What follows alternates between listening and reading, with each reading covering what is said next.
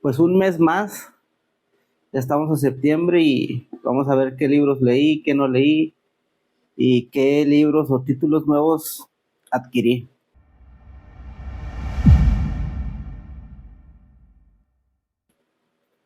Para empezar, México Mutilado ya lo voy a dejar ahí en paz porque no he tenido nada de tiempo y es un libro que sí requiere mucha atención y andar buscando, entonces ya de plano lo voy a dejar por la paz. Ya para cuando me tomé unos días de vacaciones, de perdí unos 3 4 días de vacaciones y agarrarlo porque sí me interesa, pero no hay tiempo.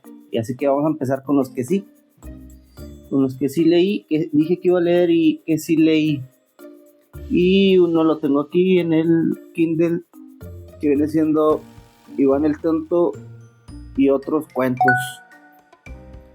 Que viene pues sí, el tema principal o el cuento más largo es el de Iván el Tonto, los demás son cuentos de 4 o 5 páginas, a lo mejor 6 7 páginas, pero el que resalta más es ese, el que es el nombre del título, Iván el Tonto, y es un libro o un cuento, pues, para niños, pero muy con un buen mensaje, o en sí todos los cuentos que vienen aquí traen buen mensaje, ¿verdad? Pero está muy bien estructurado.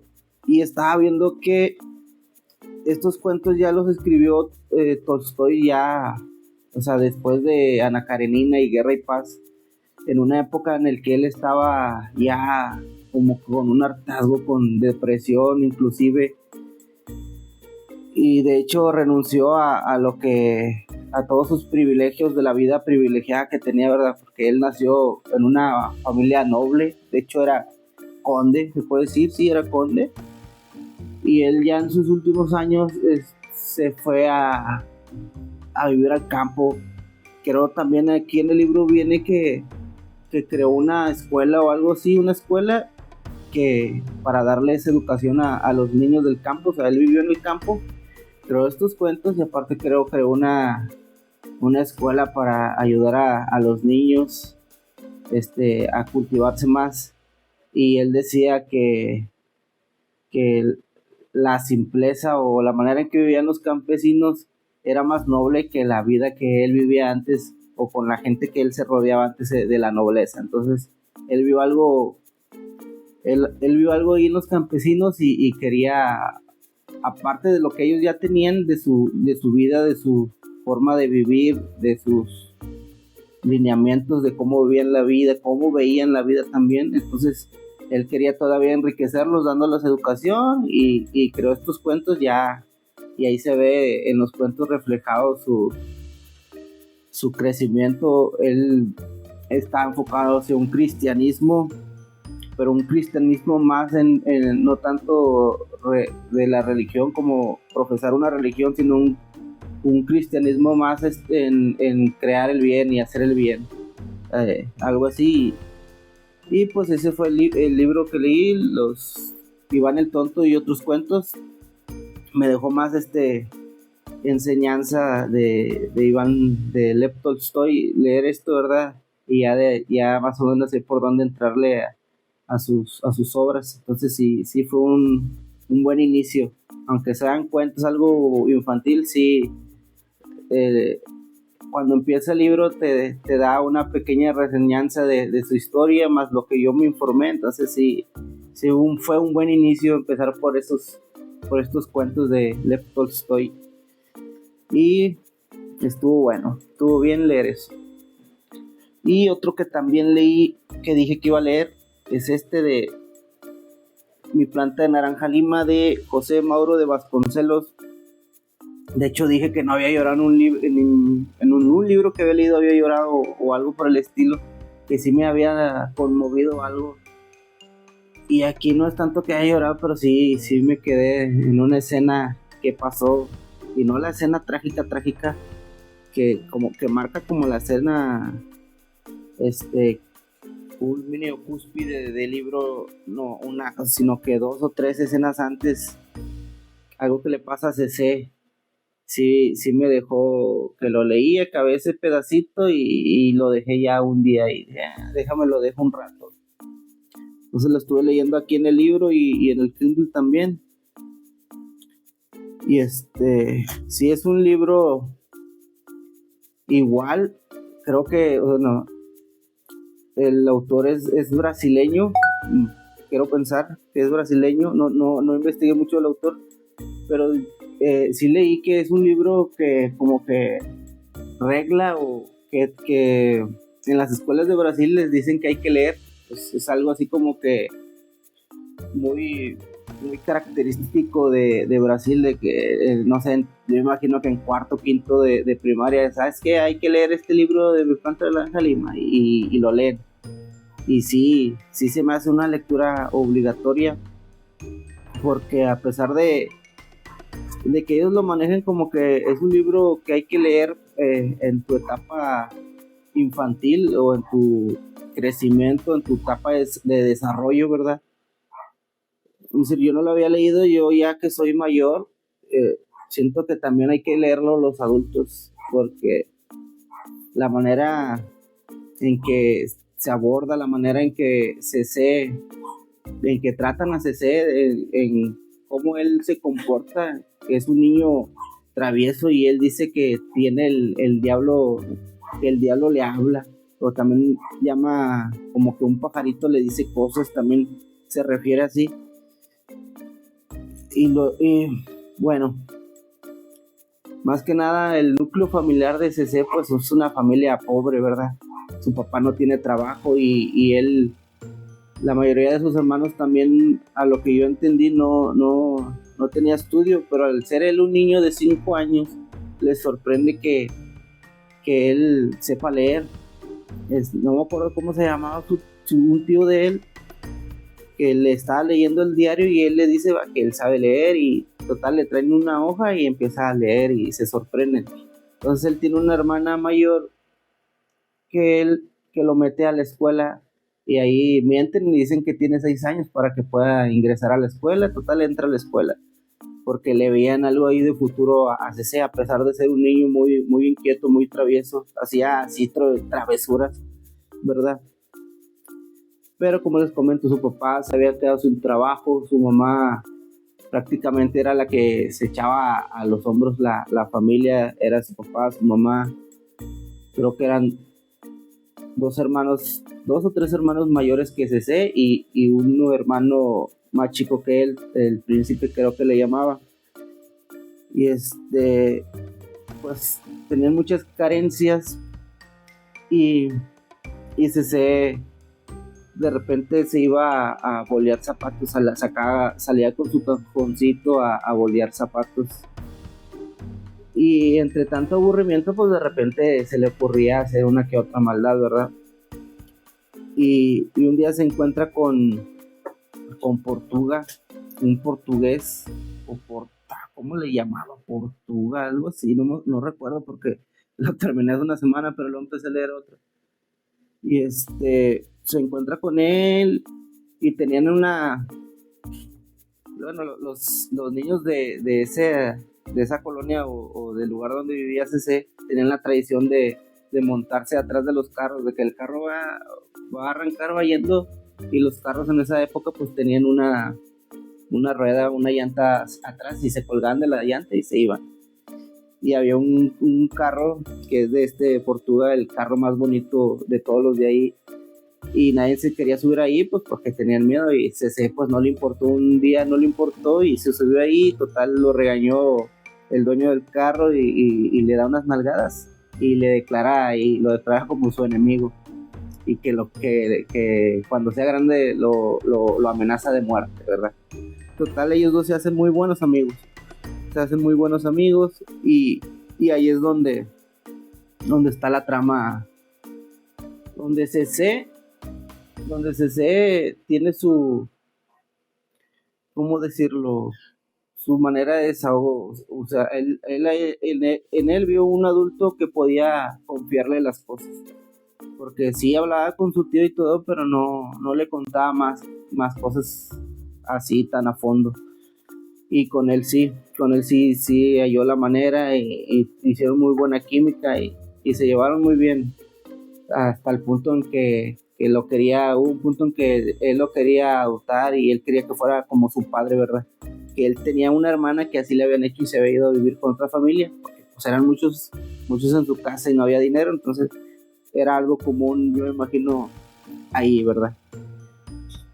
Y el título del libro pues se llama Mi planta de naranja lima. Entonces, antes de conocer o de hacer esta amistad con este Portuga, pues déjenme les digo cómo se llama, porque no, cómo les decía Portuga, o sea, en el del Kindle así le decía, pero aquí como le decía, de hecho pues, tiene su nombre, ¿verdad? Tiene su nombre. A ver, déjeme le corto tantito para buscar. Pues sí le decía Portuga, ya hay un pedacito que sí. Y es que no tenía una hojita donde estaba anotando varias cosas que me intrigaron de este libro y no sé dónde la dejé, porque no lo escribí en un libro en el que hago las anotaciones, no lo escribí ahí y lo escribí en una servilleta porque lo estaba leyendo en el trabajo y estaba comiendo y con una servilleta y escribí varias anotaciones. No la encontré y se me fue los nombres, pero sí es Portuga.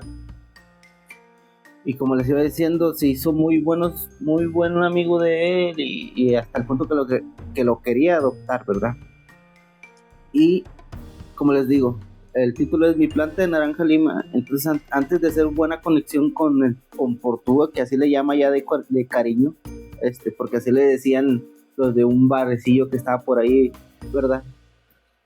Él hablaba con una planta que viene siendo su planta de naranja lima, ¿verdad? Y le decía minguito a la planta y de cariño le decía de otra manera todavía. Ellos, para expresar su cariño, un decir, su hermana Gloria, creo que se llama su hermana, a él de cariño le decía Gum, y así hay varios sobrenombres para hablarse, para cuando se refieren que quieren hablar con cariño de una persona. Entonces a la planta de naranja lima le decía minguito también, y le decía Codoya, algo así por el estilo, no recuerdo la verdad.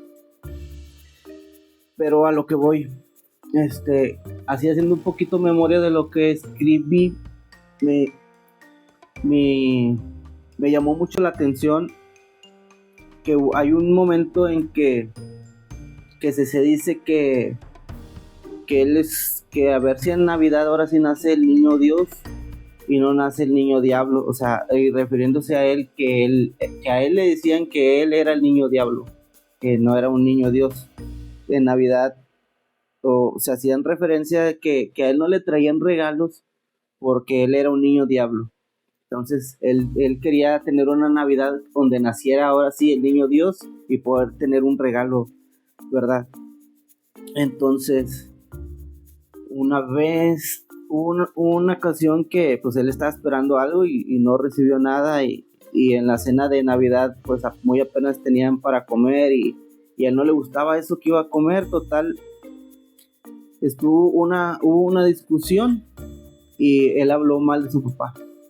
Empezó a decir que su papá, pues sí, que la culpa era de él porque no trabajaba o algo por el estilo, y su papá lo escuchó y no le dijo nada, solamente pues se puso triste también.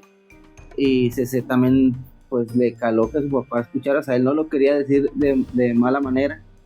Y total se fue y con su cajita de bolear y total ahí pasan ciertas cosas para que él pueda agarrar dinero, ya lo consigue y le compra un regalo a su papá. Y ya ahí medio se reconcilian, pero más adelante sí hubo una pelea muy fuerte con su papá y ahí nace un resentimiento hacia él y por eso ya después cuando agarra mucha amistad o mucha conexión con Portuga, le dice eso de que quisiera que él fuera su papá y que lo adopte. Entonces, y me quedo pensando, ¿verdad?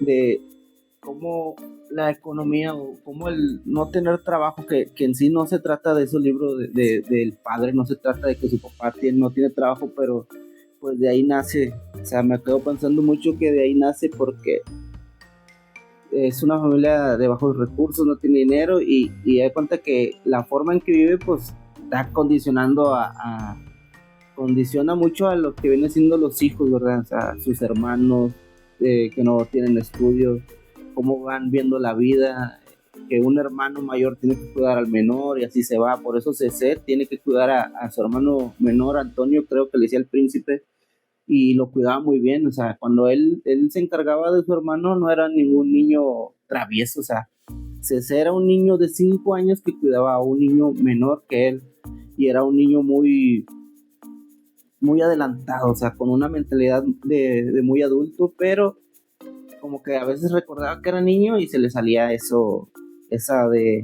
hacer travesuras. Y no les quiero contar más porque sí estaría bueno que lo lean, y contarles más sería spoilearles muchos. De hecho ya les spoileé varias cosas, ¿verdad? Pero sí es un libro de lo mejorcito que he leído este año. Muy bueno. Esos dos son los que sí leí.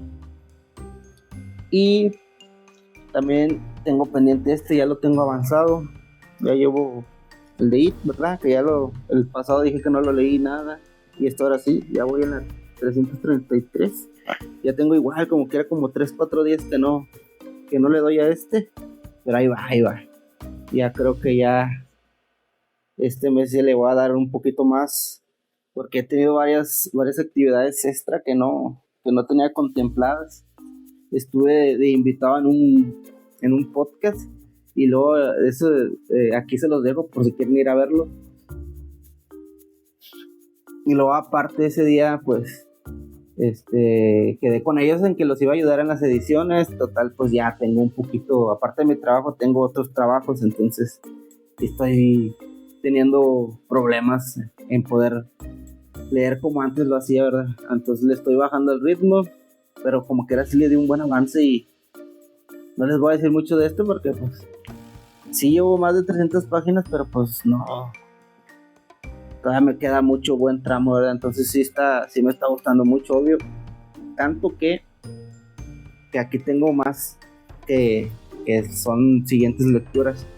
Es decir, yo tenía Doctor Sueño que lo compré yo creo en noviembre del año pasado, y no lo he agarrado, no lo he querido agarrar porque yo me imagino, ya saben, obvias razones, no tenía y lo compré en las rebajas que hubo en Buscalibre, salió en 200 pesos, y recién una semana antes había ido a una librería a comprarlo, unos libros para mi hija, y lo vi y estaba en 500 pesos mexicanos, y salió en 200 pesos en Buscalibre. Entonces, ¿cómo no lo va a comprar, verdad? Entonces van a ser próximas lecturas. Ya voy a leer puro así, lo que resta de estos meses, puro terror o cosas por el estilo. Entonces va a ser El Resplandor que voy a leer. Y déjenme les leo un poquito de aquí atrás. Dice: el referente incuestionable del terror, una obra maestra de Stephen King. Red Room. Esa es la palabra que Dani había visto en el espejo, y aunque todavía no sabía leer, entendió que era un mensaje de horror. Tenía 5 años, y a esa edad pocos niños son conscientes de que los espejos invierten las imágenes, y menos aún diferencian entre la realidad e ilusión. Pero Dani tenía pruebas de que sus fantasías relacionadas con la imagen del espejo acabarían cumpliéndose. Red Room Murder, asesinato. Su madre estaba pensando en el divorcio, y su padre obsesionado con algo muy malo, tan malo como la muerte y el suicidio. Necesitaba aceptar la propuesta de hacerse cargo de aquel hotel de lujo, de más de 100 habitaciones y aislado por la niebla. Durante 6 meses, hasta el deshielo, iban a estar solos. Terrorífica, ofrece horrores a un ritmo intenso e infatigable. The New York Times. Este es lo pequeño resumen de lo que trata El Resplandor. Muchos ya lo conocen o han visto la película, que la película está muy sacada de contexto del libro, tengo entendido. La película ya la vi, pero creo que es muy diferente, ¿verdad? Y ahí tiene sus secretos esa película, ¿verdad? Y va a ser uno, y pues siguiente va a ser Yo creo más esperar un rato, cuando acabe el Resplandor, más esperar un rato para ahora sí leer Doctor Sueño, que la película de Doctor Sueño es una de mis favoritas. Entonces, esos dos son, bueno, Doctor Sueño ya lo tenía, pero esta sí es nueva adquisición, El Resplandor. Y también, estos son libros que he comprado o que compré este mes. También va a ser un video de los libros que compré para en este mes. Y en este mes salí de paseo, se puede decir de paseo, a un callejón cultural aquí en Monterrey, donde venden libros usados y tenían este que viene siendo Grandeza y limitaciones del pensamiento de Freud, de Erich Fromm.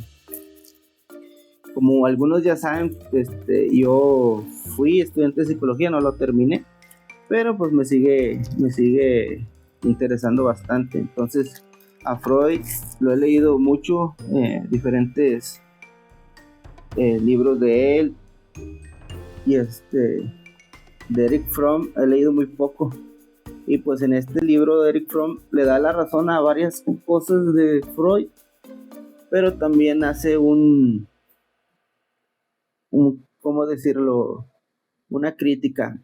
O sea, sí lo acepta como que las teorías de Freud sí son como que una base para empezar, pero que se limitó mucho o fue mucho más allá de lo que debería haber llegado. Y entonces voy a leer es un librito pequeño de 168 páginas. De hecho, pues es un libro usado, aquí trae un sello por todos lados que dice que era de Diana Irma Espinosa. Y déjenme les leo un poquito. Dice: la grandeza del descubrimiento de Freud radica en que ideó un método para llegar a la verdad que trasciende aquella que el individuo cree que es tal. Demostró empíricamente que el camino que conduce a la curación radica en el discernimiento verdadero de la estructura mental propia. Esta versión del viejo principio de que la libertad libera y cura es el gran logro de Freud. Quizás el mayor aún cuando su aplicación del tal principio sufrió muchas distorsiones y con frecuencia produjo nuevas ilusiones. Erich Fromm presenta en forma detallada los descubrimientos más importantes de Freud. Al mismo tiempo procura demostrar en qué lugares y de qué manera el pensamiento burgués tan característico de Freud estrechó y a veces incluso oscureció sus descubrimientos.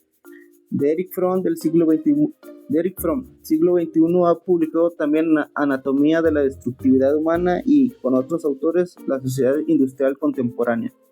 Entonces este es un libro para yo informarme un poquito más de aquello que me gusta, y creo que me lo dieron en 100 pesos ahí usado, y venía así con esta plastiquito donde ya está muy ¿cómo decirlo? De separarse las hojas. Pues por eso no lo saqué. Yo te lo voy a volver a poner aquí. Y este es un libro que compré, y ahí mismo compré por 50 pesos, creo, El sabueso de los Baskervilles, de Arthur Conan Doyle, en la edición de clásicos de literatura de Grupo Editorial Tomo.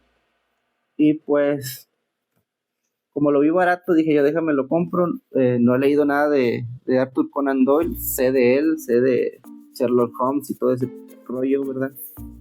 Y dije, bueno, lo voy a comprar. Entonces, déjenme les leo un poquito. Dice: no fueron pocos quienes creyeron que Sherlock Holmes se trataba de un personaje real, y las cartas que llegaban a la redacción del Strand, donde publicaban sus aventuras, se podían contar por miles. Atormentado con su creación y su pugna por convertirse en un serio novelista histórico, Conan Doyle decidió liquidar a Holmes, quien encontró la muerte al caer por unas cataratas. 8 años antes, después de haber despeñado a Holmes, Doyle se hallaba respondiéndose de unas fiebres al este de Inglaterra. Allí coincidió con el joven periodista Bernard Fletcher Robinson. Él le contó la leyenda del sabueso de los Baskervilles, un fantasmal perro asesino de las landas. Pronto ambos desarrollaron un argumento misterioso. Solo hacía falta un protagonista, y ese sería, de nuevo, Sherlock Holmes. Renuente todavía, Doyle ubicó cronológicamente el sabueso de los Baskervilles en una época anterior a la muerte de Holmes, para no tener que resucitarlo.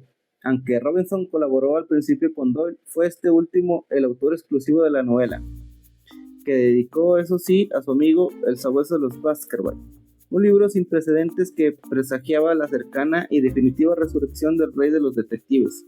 Es una obra con una excelente mezcla de novela de terror y relato policíaco. Entonces, aquí es terror y novela policíaca. Va a ser un libro muy bueno. Entonces, este va a ser de los siguientes 200 paginitas. Y es un libro que compré el mes pasado. Otro que se compró el mes pasado es El Señor de los Anillos, La Comunidad del Anillo. Este libro lo compré en el Marketplace también. Bueno, este fue en el Marketplace, ¿verdad? Y se me hizo barato. En la edición de esta de Minotauro. Está muy bonita, está muy bien cuidada. Esta es la solapa. Está muy bien cuidadita. Y el libro acá se ve muy, muy bonito. Muy bien cuidado. Entonces, a mí me gustan mucho las películas del Señor de los Anillos. Son de mis favoritas. Y nunca he leído nada de eso. Entonces, yo creo... No lo voy a leer todavía. Porque según tengo entendido que recomiendan primero leer el Hobbit. Entonces, cuando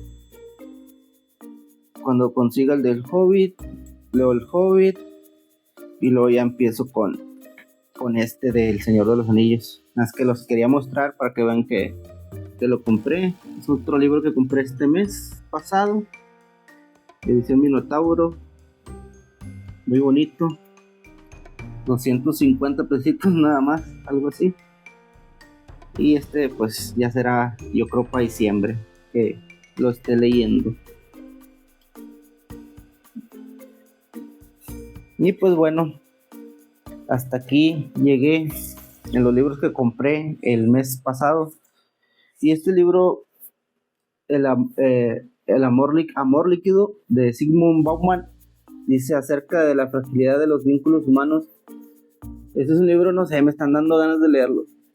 Lo compré también lo compré el año pasado. Y lo empecé, yo creo, apenas 10 páginas en aquella ocasión. Pero me saturó mucho, como había leído mucho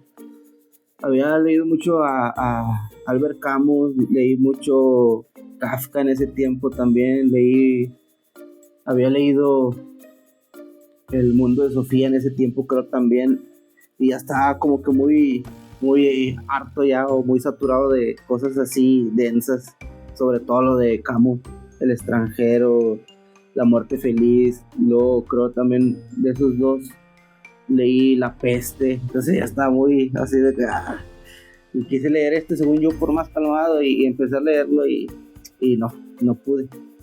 Pero ahorita sí me dan muchas ganas de leerlo. Igual es un libro muy, muy corto, 199 páginas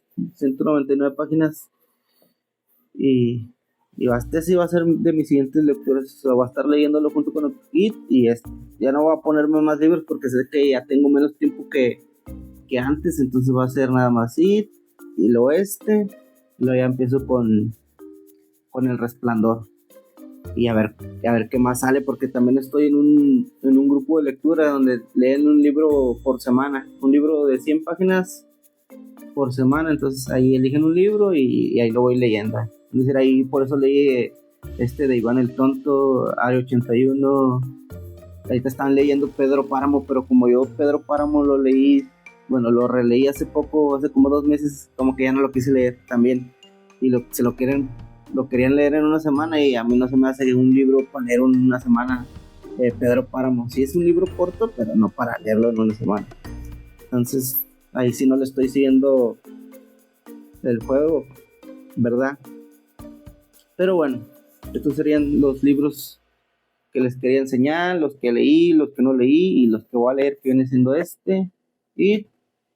y pues después El Resplandor.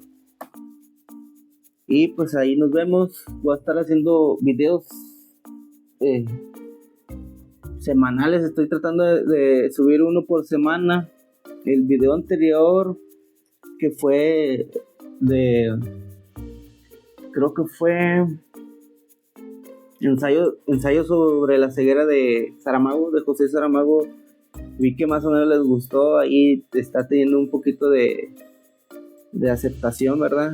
Y yo creo que lo voy a estar haciendo como ese estilo, un primero así, iniciando como lo que están sintiendo los personajes, hay una breve historia y luego ya ahora sí dar mi pequeña interpretación de cómo yo viví ese libro y la interpretación que le estoy dando, ¿verdad?